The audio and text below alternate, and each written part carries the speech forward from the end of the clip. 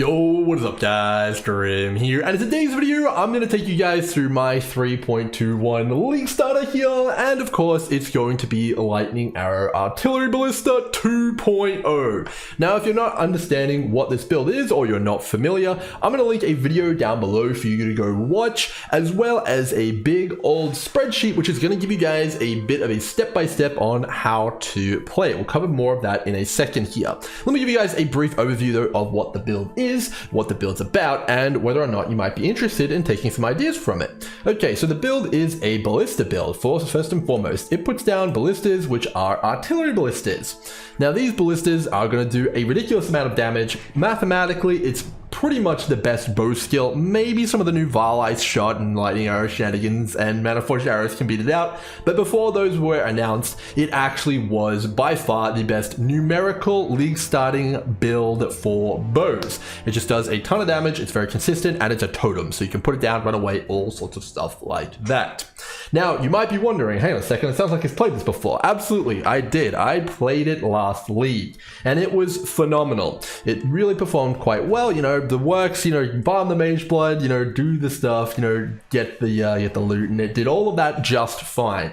And there's plenty of videos on my channel of daily updates and everything that I did last league if you're interested in diving into that. I used this build, I farmed the mage blood with it, it was pretty damn good, and it's only been buffed, which is fantastic. Well, let me tell you more though. So you were saying before, you know, lightning arrow and artillery ballista. Well, what about this lightning arrow? Well, that's right, you get all of the perks of an artillery ballista build here.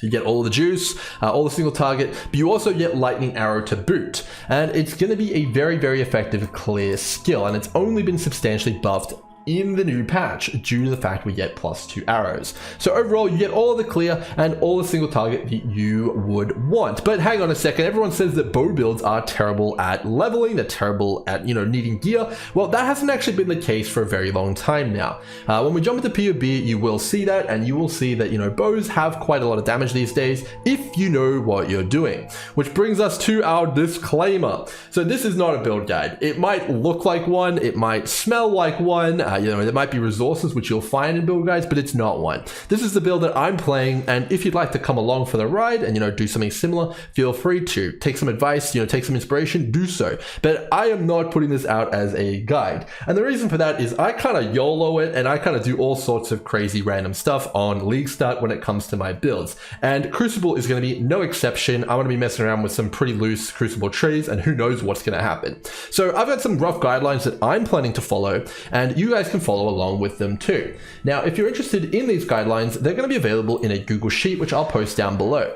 I have 5 separate PoBs here, one of which is a full step-by-step leveling through the campaign and where to put the points, as well as a big hand-holdy through the campaign. Now, you might be thinking, hang on a second, he made this for us? No, this is for me. I actually forget all of this stuff. So I actually made this for myself, but, you know, I figured, why not give it to everybody else? It might help them out too. So here you go, guys. Go, if it's good enough for me, maybe it's good enough for you, and it's going to tell you everything you need to know. Remember when to get it, where to get it, and, you know, where to suck at it, because, you know, I'm not very good at remembering that stuff. Next up, we have, for a similar reason, the item progression. We have, you know, pretty much when to buy stuff, what to buy, you know, some good key critical, you know, power spikes that you can go for, some, you know, little bits of crafting notes here and there, which flasks to go for, and all sorts of stuff like that. And that's going to be there for you guys. If you're new to the build, you know, I think that this might actually help you out. I mean, if you're old to the build, it's going to remind you of a thing or two. Like, I'm coming back and reading this myself, and it's all updated for 3.21, and it's been, you know, optimized now over 2 leagues. You know, we've played this build before, we know where the pitfalls are, and now all of those pitfalls have been removed, and it's fair to say that it's going to be pretty budget friendly, and as I mentioned, it has been buffed. All right, pretty cool there, pretty cool. Very, very nice indeed. So you've got a video there from last league, you've got all the resources that I accumulated over that league, and you've got an updated spreadsheet with all the PoBs. So let's talk a little bit more high level now about the build, what's changed, and why you might want to play the build. Okay, so the build in general is a mapping focused build. You know, it's designed to farm stuff like Legion, Delirium Orbs, and everything like Breach, all sorts of stuff like that. And it is geared and tailored towards doing that as fast as possible. Now, of course, no good League starter, or every good League starter, has to be able to kill the first 2 Void Stones and get to T16 maps and farm Eldritch Influence on a shoestring budget. It's fully capable of doing that in flying colors. You can easily crush all of the Eldritch bosses, the toilet guy, the small, multi-fire ice person, as well as Ex-Arcanida. No problem, smash him easily, not a problem.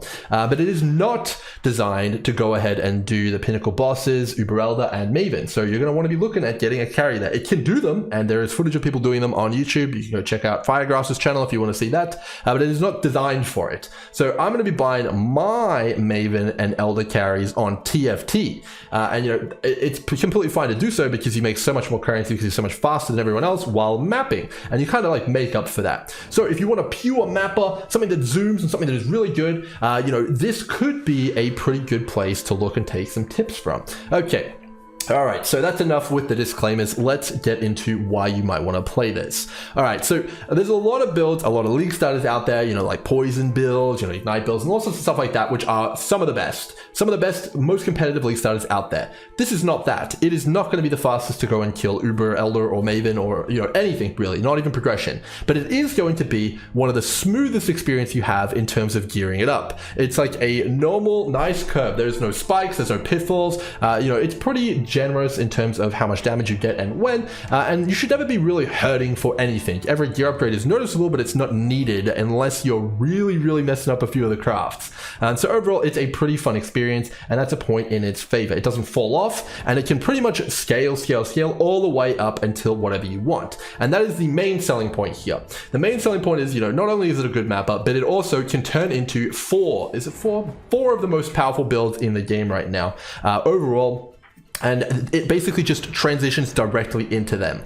This is a tri-elemental bow build, therefore it uses elemental bow and elemental items. And all of the 4 builds which I'm about to mention are all elemental based item builds. And what that essentially means is that every single time you buy an item for your next build, you can basically put it on your League starter and upgrade it straight away and get the benefits from it straight away. This is not normally the case. Normally you're stuck farming like on Poison's Concoction or Corrupting Fever, a full set of gear to then re-roll to your actual good build. Not on this one. You get that mega smooth power curve in which you upgrade piece by piece, and you end up with a really powerful build, piece by piece instead of all at once, meaning you're going to be getting ahead of people because you're putting those items on straight away. So overall, that's going to be kind of the selling point. Now, what are those 4 builds? Well, it can turn into Pure Lightning Arrow, Tornado Shot, Nimbus Kinetic Blast, as well as Venom Gyre. And it's a pretty good transition into each and every one of those. And that really is the reason you would go ahead and play this build. In addition to that, it is also, as I mentioned, a beastly mapper. But not only is it a beastly mapper, it's one of the most powerful delivery mechanisms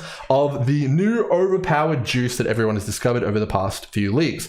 And that is the Atlas passive points, which are packed with energy, which essentially gives you free buffs. It gives you movement speed, it gives you damage, it gives you max res from using Sulfite. Everyone should probably be using this on League Start, as well as Shrines. Because you have a mechanically superior skill in Lightning Arrow, and your clear is going to be so much better because of Chain, Mirage Archer, and everything else, you get more advantage out of that movement speed and all those buffs and everything from that other builds. If you've got Acceleration Shrines and all sorts of stuff like that on Poison Concoction, it's not going to be as good as it is on Lightning Arrow. So you can take advantage of that a lot more. Similar story with stuff like Rampage, which you're going to be using, as well as Adrenaline Rings like Death Rush. You'll be using that as well if you can get your hands on it, as well as Inspired Learning. You'll be using that too. Now, the reason that this is so powerful is that they actually did go ahead and buff this delivery mechanism that we're talking about here substantially in the new patch by giving us +2 projectiles. So in last league, when you're playing Lightning Arrow, you had pretty much a total of 7 projectiles as a raider. Sorry, it was 5 as a raider. You could go ahead and get 7 as a Deadeye, but you didn't really want to go Deadeye because you gave up a lot of quality of life, you give a lot of defense, a lot of juiciness on having no investment in your gear. But now you essentially get those Deadeye arrows for free. not giving up any damage, as well as gaining damage, which is, you know, pretty ridiculous if you do ask me. So overall, the build has been buffed numerically and mechanically, and it is now really an absolute monster at doing those end game farms. In the new patch, you can pretty much expect to be one of the juicier guys if you do decide to start bows. Not necessarily this build, but any build, because you do get those extra arrows. You know, your coverage is going to be, you know, that much better. So it's definitely very good.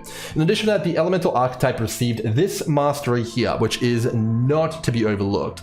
This is a massive single target boost, and it's definitely going to make things feel a lot more punchier, which is really nice. In addition to that, if you are playing a raider specifically, spell suppression got far easier to cap, so much so that you can actually save points, not even going for entrench anymore, which is pretty damn good as well. So overall, Raider just became a lot more high quality of life. You don't have to take as many points, and you can reallocate them elsewhere in damage. You also don't have to go for stuff like Rain of Splinters anymore, because you have those projectiles from the tree, which is going to give you a ton of damage on your totem, which is the artillery ballista, as well as, you know, getting them obviously on your main skill as well. So overall, it's buffs across the board, and it's pretty damn insane, and you're going to have a pretty good time. Now, for experienced players who played this build last league, there has been some optimizations. I'm going to go over those optimizations and point out a few things which you guys might want to know on your own bow league starters, which are a few pitfalls which I can help you guys avoid. All right, so first and foremost, let's talk a little bit about body armors.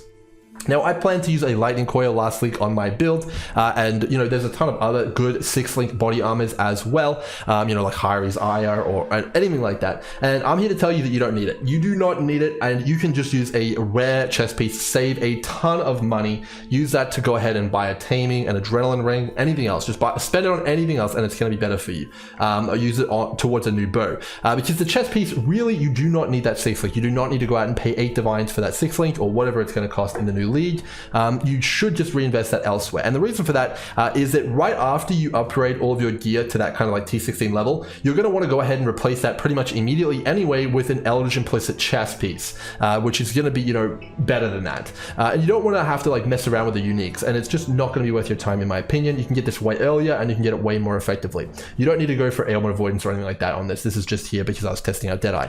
So overall, that's going to be that.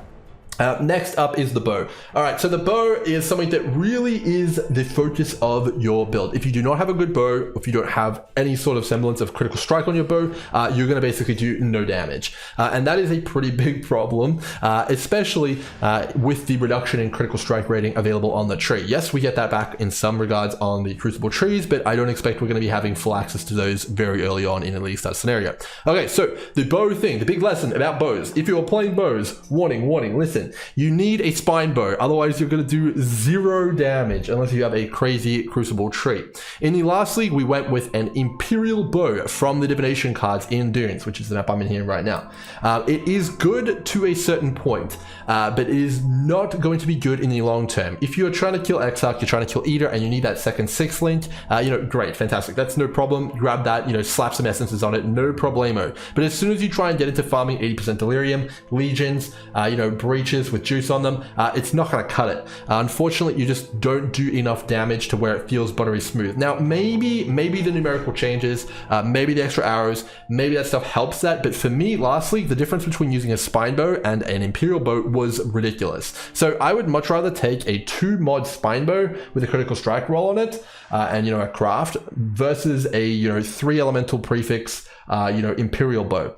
You know, overall, that's going to be kind of my my kind of assessment there. Now, you can also do a trick with spine bows. They're going to be expensive early, I have no doubt, and, you know, getting a 6-link one, you can go for a fractured bow first and foremost to get the rolls you want easier. That can be a strategy, and if you do not go for a fractured bow, you don't have to. It can be an option not to. Just roll it really nicely with an essence or 2, which is on the map device. You'll have tons of them, and then once you have a roll that you're happy with, like this one's pretty decent. You know, it's pretty good. You'll get the job done.